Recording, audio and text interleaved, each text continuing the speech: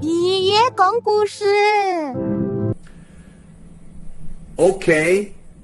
英女王伊麗莎白二世在位的第二個10年，1963到1972，與香港大事。1963年37歲，風華正茂。他以為兩子一女之母。當首相麥米倫辭職，女王任命丘姆接任首相。在肯尼迪遇刺後，通過廣播向美國人民表達哀悼。1964年，女王誕下第4個孩子愛德華王子。披頭四訪港，盛況空前。電影《A Hard Day's Night》引發披頭四狂熱。首張專輯《Please Please Me》空前成功，改變了全球流行文化。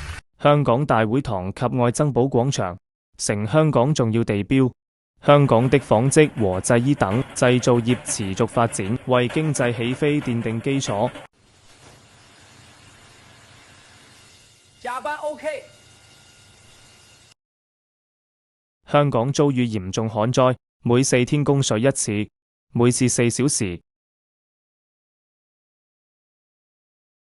如今你在那座城市裡，逃開我是否已結1965年，丘吉爾逝世。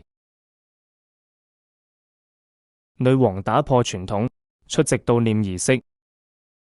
香港金融方面發生銀行擠提，並導致恒生出售控制性股權給風。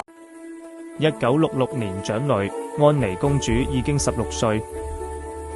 1966年天星小輪加價，蘇守忠絕食抗議，數百名市民遊行示威，演變成暴動，政府實施宵禁，開槍鎮壓，暴動平息。1967年英國皇室相對平靜的一年，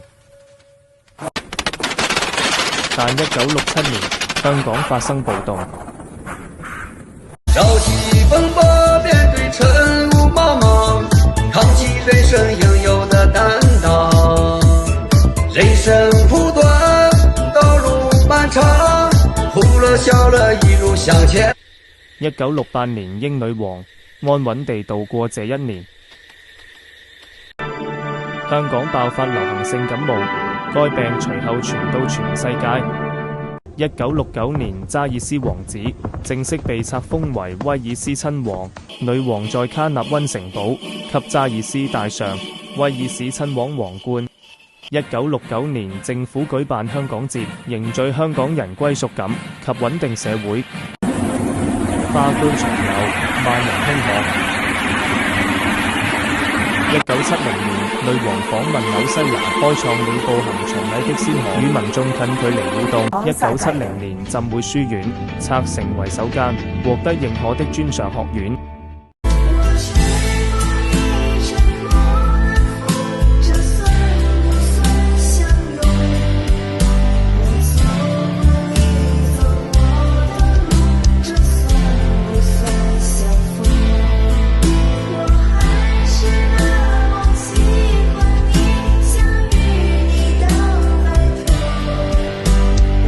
1971年，日本昭和天皇和香淳皇后以國賓身份訪問英國。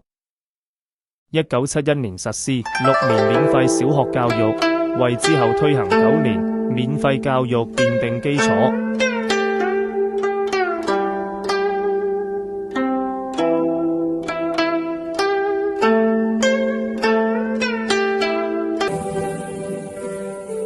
我要返學。1971年正式廢除納妾制度，改為實行一夫一妻制。1972年，女王首度訪問馬來西亞。1972年，香港發生618雨災，其中以中秀茂坪和半山寶山道地區受災最為嚴重。8月份連接九龍和香港島的紅磡海底隧道通車。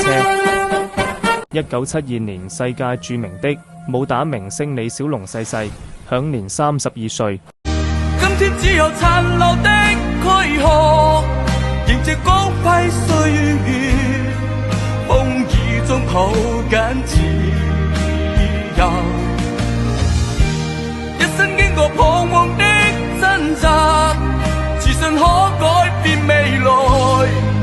看谁要能走到。我想做最简单的自己，不想再有任何烦躁的思绪。当我看哦，好听。 The story is not over yet. To be continued. 请订阅、分享、同点赞。Thank you very much.